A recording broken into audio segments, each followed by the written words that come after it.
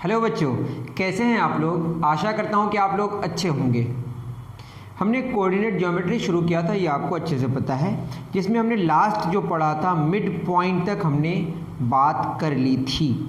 ठीक है, mid point के बाद अब हमारी जो बात होने वाली है पॉइंट्स ऑफ ट्राइसेक्शन की। ठीक है, तो सबसे पहले हम लोग पढ़ लेते हैं पॉइंट्स ऑफ ट्राइसेक्शन। ये क्या होता है? ट्राई का मतलब है तीन, सेक्शन मतलब तीन भागों में, बराबर भागों में बांटना है। ठीक है, मानते हैं कि हमारे पास एक पॉइंट है ए और दूसरा पॉइंट है बी। ए का कोऑर्डिनेट गिवन है x1, y1 और बी का कोऑर्डिनेट गिवन है x2, y2। सिंपल सी बात है, इतनी बात आपको समझ आ रही होगी। और दो पॉइंट्स बीच में है, एक पॉइंट है P और एक पॉइंट है Q। ठीक, और ये जो तीन भाग हमारे हुए, ये तीनों सेम रेशियो में बट रहा है, मतलब 1:1:1 है, 1:1:1। ऐसे कह सकते हैं कि AP is to PQ is to QB। ये है आपका 1:1:1। इतनी बात तो आपको समझ आ गई होगी।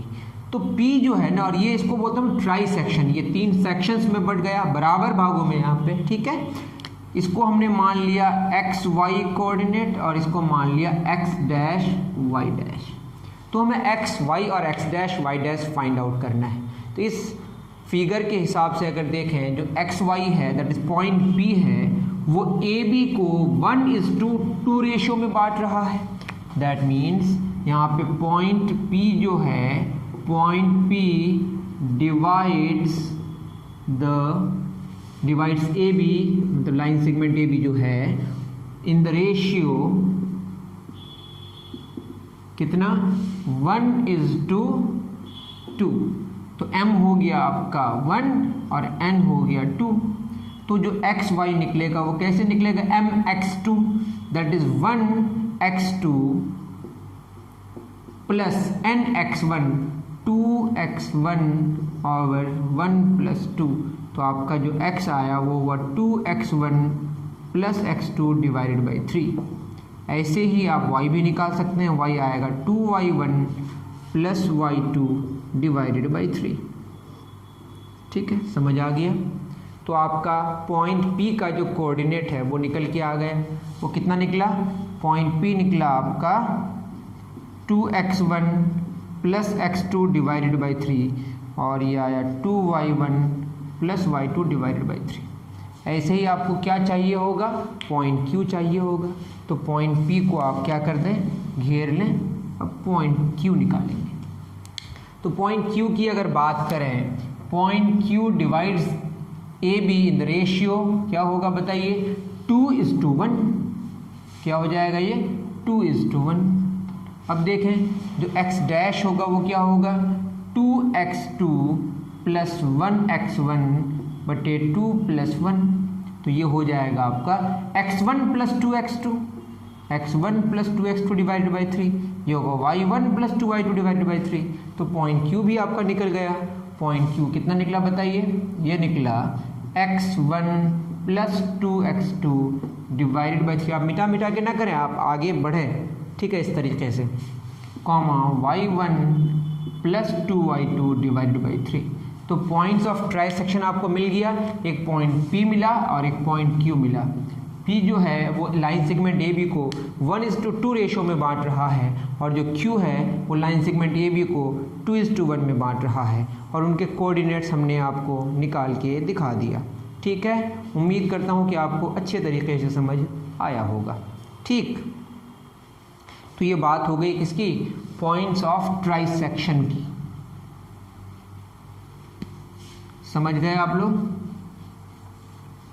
चलिए नेक्स्ट क्या है, नेक्स्ट है the mid points of triangle ABC। मतलब यहाँ पे एक कह रहा है, एक ट्रायंगल ABC है। ठीक है, ABC, AB का मिड पॉइंट अगर हम लें, AB का मिड पॉइंट लें, मान लेते हैं हमने क्या लिया इसमें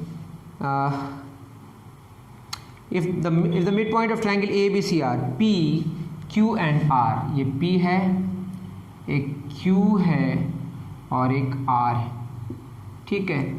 और ए बी साइड का जो मिड पॉइंट है, मतलब इन दोनों का ये वाला है, ये ऐसे है और ये ऐसे है, मतलब इसको दो बराबर भागों में बांट रहा है, ठीक है। मिड पॉइंट के बारे में तो बता ही दिया है। बोला है कि if the mid points of triangle ABC are, मतलब मिड पॉइंट ऑफ जो साइड लिखना था, साइड्स के जो मिड पॉइंट्स हैं इसका गिवन है। एक्चुअली यहाँ पे P लिखा है आई थिंक, और यहाँ पे Q लिखा है और यहाँ पे R लिखा है। A का ऑपोजिट P लिखा है, B का ऑपोजिट Q और C का ऑपोजिट R। देख लेंगे, कोई फ़र्क नहीं पड़ेगा। और ये हमारा x1, y1 है और ये x2, ये गिवन है, मिड पॉइंट्स गिवन है। वो जो आपको बुक में एक नोट दिया हुआ है ना, उसी को मैं समझाने की कोशिश कर रहा हूँ। ये गिवन है आपका x1, y1। If the mid points of triangle ABC are P x1, y1, x2, ठीक है। ये है x2, y2, ठीक है, और ये है x3, y3। मान लेते हैं ए का जो कोऑर्डिनेट है वो है आपका x1, इधर से मैं गया इधर, ठीक है। ये x1 डैश, या इसको x4 मान लेते हैं अगर प्रॉब्लम है, x4, x5 और ये x6, x7 और ये है सॉरी, ठीक है, मैं गलती कर रहा हूँ। एक काम करते हैं, इसको थोड़ा सा ठीक कर लेते हैं। x और y लिखना चाहिए, लिख मैं दे रहा हूँ x और x4, x5। इसको मैं मान लेता हूँ x1 डैश, y1 डैश, ठीक है। और इसको मान लेता हूँ x2 डैश, y2 डैश। इसको क्या मान लेता हूँ x3 डैश, y3 डैश। आपको गिवन जो है ना वो ये गिवन है, p, q और r गिवन है। आपको क्या पता करना है, ए बी सी जो वर्टेक्स होंगे उन वर्टिसेस के कोऑर्डिनेट्स को फाइंड आउट करना है। तो आप ये बताइए, क्या बताएंगे आप, जो x1 है और y1 है, जो पॉइंट है वो BC का मिड पॉइंट है, इसमें कोई शक नहीं है। तो मैं ऐसा लिख सकता हूँ ना कि x2 dash plus x3 dash divided by 2। मैं क्या कह रहा हूँ बताइए, x2 dash plus x3 dash divided by 2 is equal to क्या होगा, ये आएगा आपका x1 that is x2 dash plus x3 dash is equal to 2x1। ये आपका एक इक्वेशन आ गया। देखिए गिवन क्या है, x1 y1, x2 y2, x3 y3। मैं अभी x कोऑर्डिनेट्स की बात कर रहा हूँ, ये सब आपको फाइंड आउट करना है। दूसरा हमारा क्या निकल सकता है बताइए, आगे हम चलें अगर x3 dash plus x1 dash, x3 dash plus x1 dash, इसी तरीके से क्या आ जाएगा 2x2। इतनी बात आपको समझ आई, कैसे निकल लेगा, x1 dash plus x3 dash divided by 2 करके आपका निकल के आएगा, ठीक है। इतनी बात आपको समझ आ गई होगी, समझे बच्चों, बहुत अच्छी बात है। अब क्या होगा, मैं अगर इसको सब्ट्रैक्ट करूं, ये फर्स्ट इक्वेशन, ये सेकंड, मैं अगर फर्स्ट माइनस सेकंड करूं तो आपको क्या लग रहा है, x3 डैश कैंसिल हो जाएगा, x2 dash minus x1 dash 2x1 minus 2x2, एक आपका और आ गया, ठीक है। इसको भी हम घेर देते हैं। अब क्या होगा, यहाँ से निकल सकता है x1 dash plus x2 dash, क्या हो जाएगा बोलिए, ये हो जाएगा आपका 2x3। इतनी बात आपको तो समझ आई होगी। इन दोनों को अगर सॉल्व करें, ऐड करें, अगर ये थर्ड इक्वेशन है और ये फोर्थ इक्वेशन है, थर्ड और फोर्थ को अगर ऐड कर दें, ये दोनों कैंसिल हो जाएगा, x2 dash plus x2 dash क्या हो जाएगा 2x2 dash is equal to 2x1, 2 common, 2x1 minus 2x2 plus क्या हो जाएगा 2x3। तो आपका जो x2 डैश निकल के आया, कौन निकल के आया, x2 डैश, ये वाला, वो कितना निकल के आएगा बताइए, x2 डैश, ये 2 2 2 सबका कैंसिल हो जाएगा, x1 minus x2 plus x3। ठीक इसी तरीके से आप x1 डैश भी निकाल सकते हैं, ये आएगा आपका minus x1 plus x2 plus x3। इसी तरीके से आप x3 डैश भी निकाल सकते हैं, ये होगा x1 plus x2 minus x3। ठीक है, तो y वाला भी निकल जाएगा। तो आप समझ पाए, x2 निकल गया, x3 डैश निकल गया और x1 डैश निकल गया, x2 डैश, x3 डैश और y x1 डैश। उसी तरह से क्या होगा, अगर y2 डैश करेंगे तो y1 minus y2 plus y3, y1 dash minus y1 plus y2 plus y3, y1 plus y2 minus y3, ऐसा होगा। ठीक है, अगर आप यहाँ से क्या निकालेंगे, y2 डैश, ये होगा y1 minus y2 plus y3। आप आगे समझ गए होंगे कि किस तरीके से करना है। तो ये कोऑर्डिनेट्स आपके निकल गए। अगर आपको नहीं समझ आया ये नोट नंबर 1 तो आप मुझे ज़रूर बताएं। ठीक है, चलिए डन। ये था नोट 1 जो आपकी किताब में गिवन है। मैं समझाने की मैंने कोशिश करी पूरी तरह।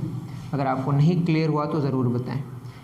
अब सेकंड नंबर जो आपका है वो ये कि बोला है कि एक पैरेललोग्राम है।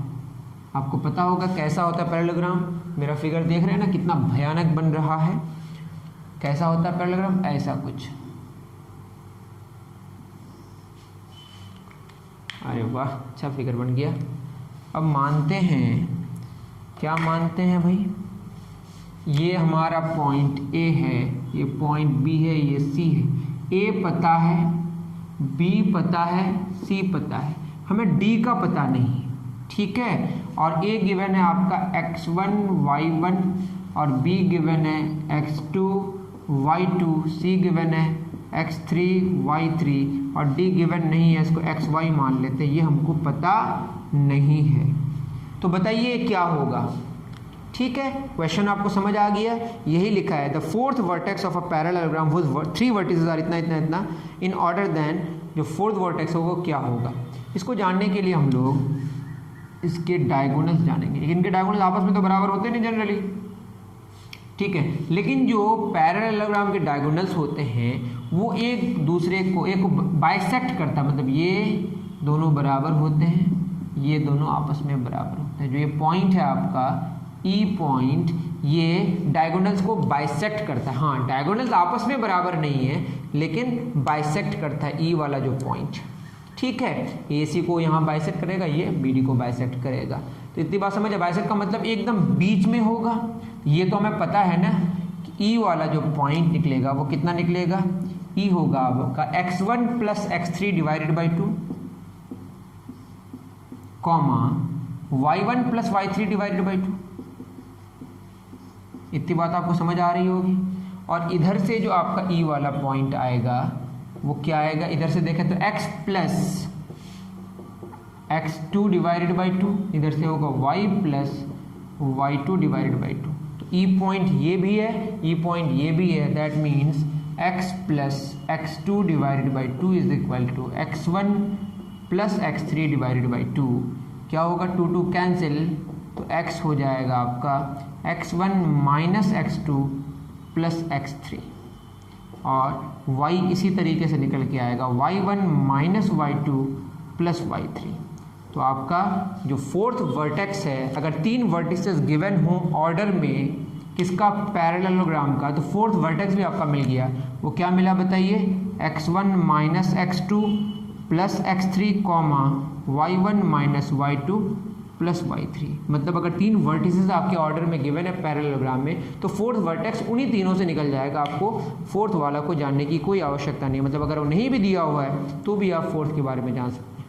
ठीक है, चलिए बहुत अच्छी बात। अब चलते हैं हम लोग, एक क्वेश्चन है मिड पॉइंट का मैंने करा दिया है, ट्राई सेक्शन का एक क्वेश्चन है उसको करते हैं। ठीक है, एक एग्जाम्पल है उसको पढ़िए, आपके पास अगर बुक हो। इसमें लिखा है find the points of try section, find the points of try section of the line segment joining the points, of the line segment joining the points 3, -2 and 4, 1 ये गिवन है। आप या तो रेडीमेड फार्मूला का इस्तेमाल कर सकते हैं। क्या फार्मूला है? एक पॉइंट है ए, कितना है 3, -2, एक पॉइंट है बी 4, -1, एक पॉइंट यहाँ पे पी होगा, ये एक्स वाई मान लेंगे और ये 1:2 में इसको क्या कर रहा है, बांट रहा है।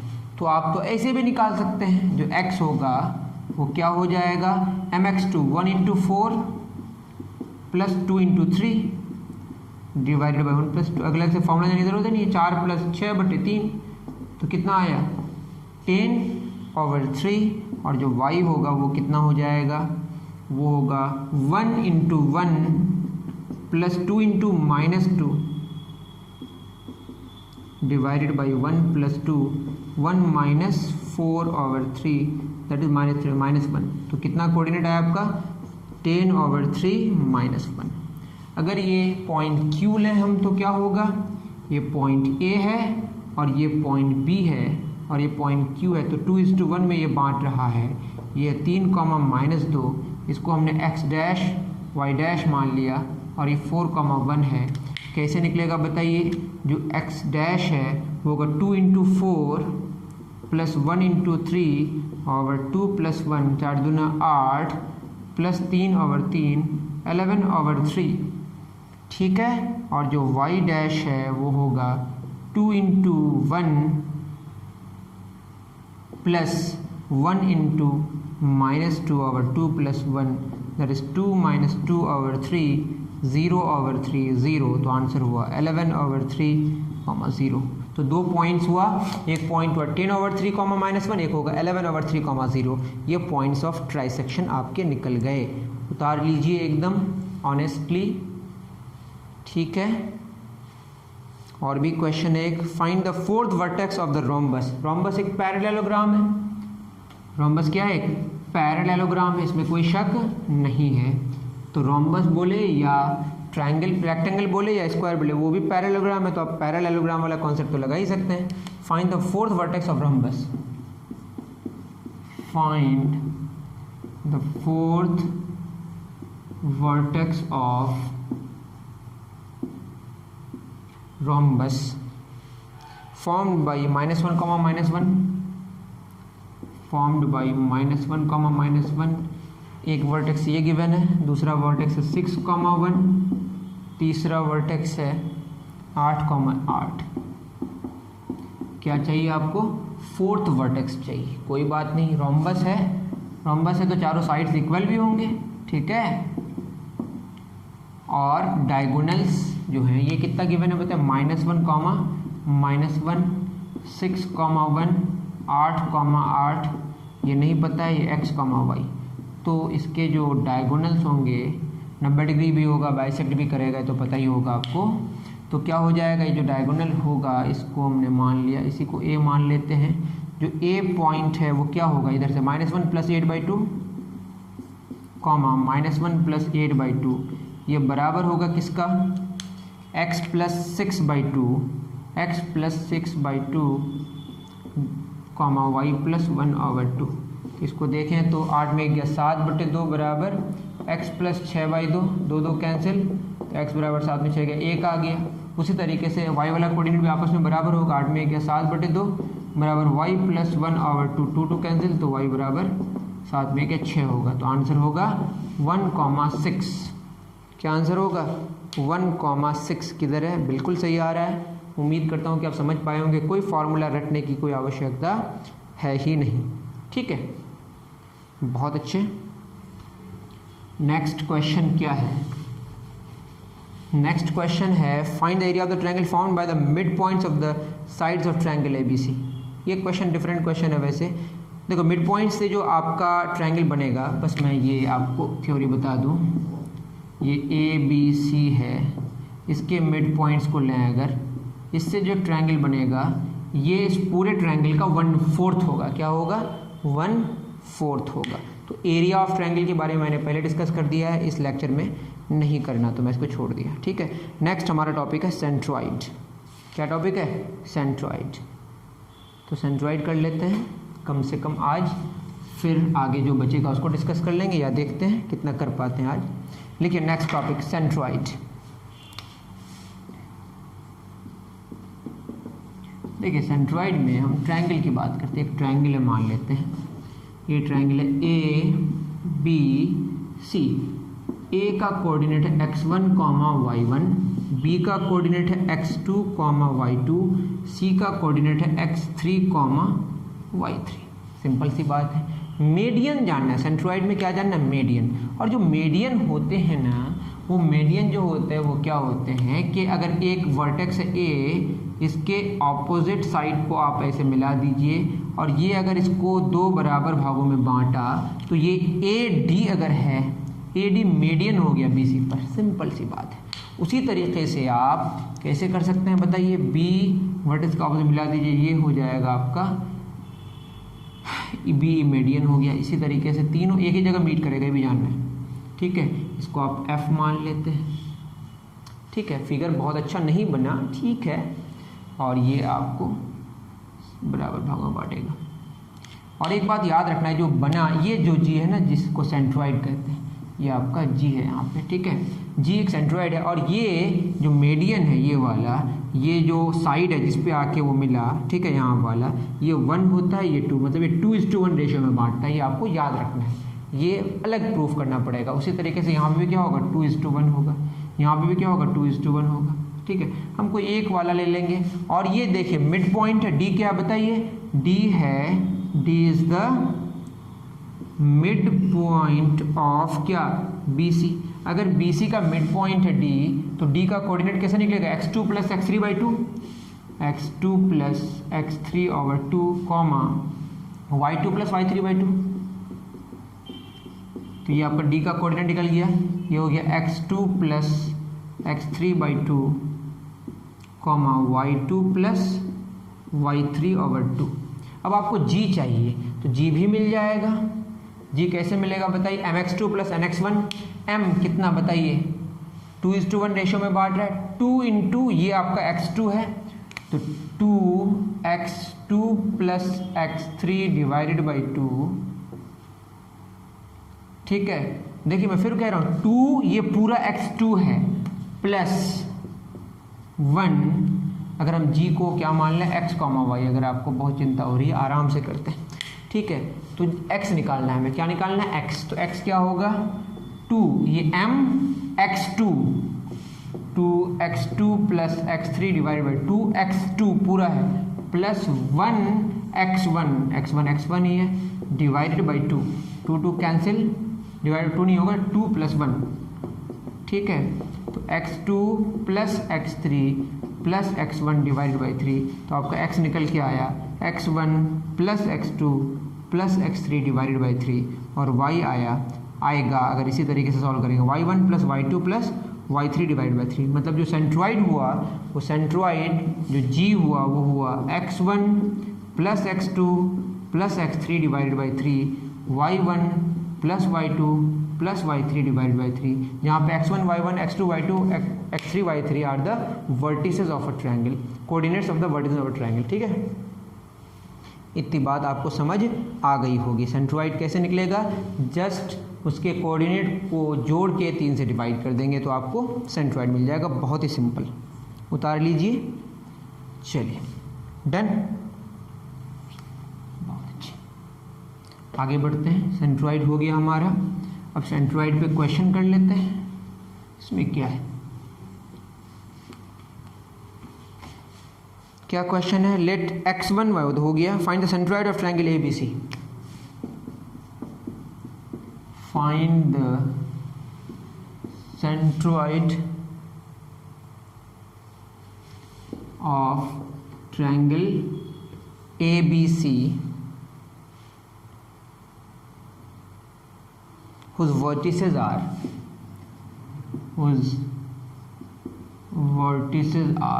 क्या गिवन है? A 1, -3, B -3,6 and C -4,3।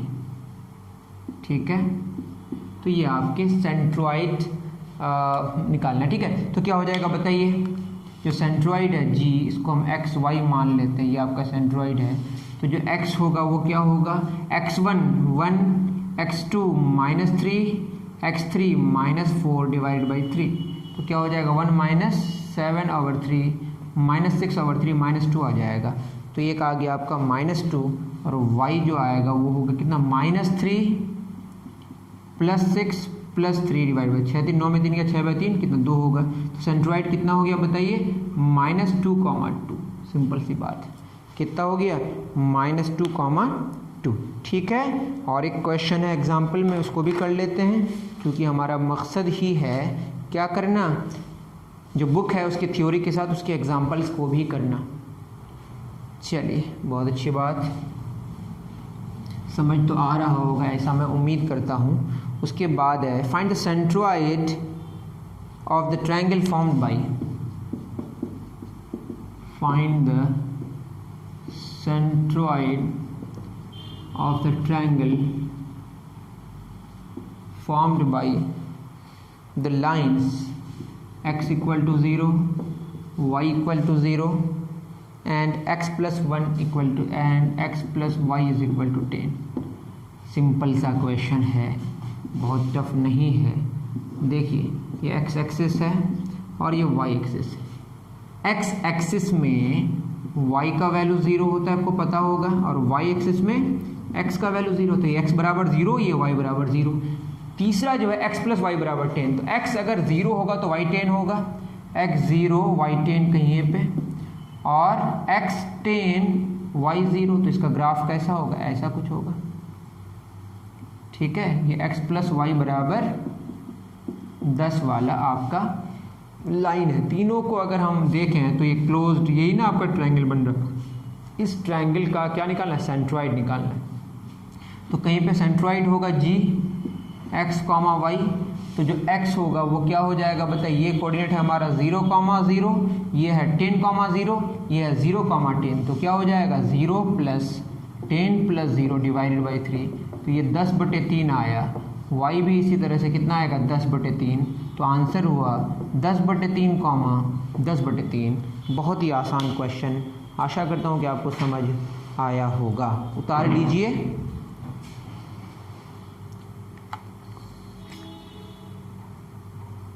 चलिए नेक्स्ट क्वेश्चन की तरफ हम लोग बढ़ते हैं।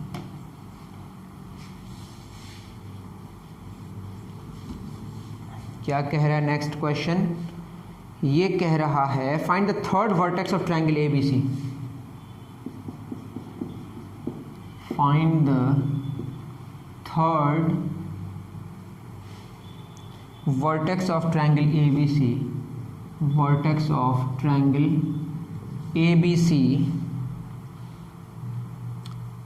if two of its vertices are, if two of its vertices are -3,2 1,5 -3,2 and 1,5 B 1,5 and its centroid is, centroid भी given है, and its centroid is G 3,-4। Simple सा है ना, जो सेंट्रॉइड है जैसे 3 है वो x1 + x2 + मान लेते हैं जो C है वो x, y है, यही तो फाइंड आउट करना है ना। तो 3 बराबर क्या हो जाएगा -3 + 1, और जो तीसरा जो वर्टेक्स है यही ना हमारा, ये है A, ये B, ये C, कहीं यहाँ पे क्या है सेंट्रॉइड है, ये गिवन है 3, -4। ठीक है, तो 3 बराबर क्या होगा, ये है हमारा -3,2, ये कितना है 1,5, इसको हमने मान लिया x, y, तो 3 बराबर, ये x नहीं है 3 है, बराबर -3 + 1 + x डिवाइडेड बाई 3, तो हो जाएगा 9 बराबर 1 में 3 का -2 + x, तो x हो जाएगा 9, 2, 11। 9, 2, 11 होना नहीं, वो मत समझिए, x निकल गया, उसी तरह y निकल जाएगा। -4 = ये कितना हो जाएगा 2 + 5 + y डिवाइडेड बाई 3, ये हो जाएगा -12 = 7 + y, y -12 - 7 क्या होगा -19। तो आंसर आपका हुआ 11, -19। तो आंसर देख लेते हैं, बिल्कुल सही है। ठीक है, नेक्स्ट हमारा और भी कुछ डिस्कशन होगा, वो है equation of a line parallel और perpendicular to the given line, और है मीडियन ऑफ द ट्रायंगल और अल्टीट्यूड ऑफ द ट्रायंगल। वैसे पुराने कॉन्सेप्ट्स भी वहाँ पे यूज़ होंगे। ठीक है, उम्मीद करता हूँ आपको समझ आया होगा। इसके बाद का जो लेक्चर होगा वो उम्मीद करता हूँ कि लास्ट होगा। ठीक है, मिलते हैं नेक्स्ट वीडियो में बाबू सब, थैंक यू।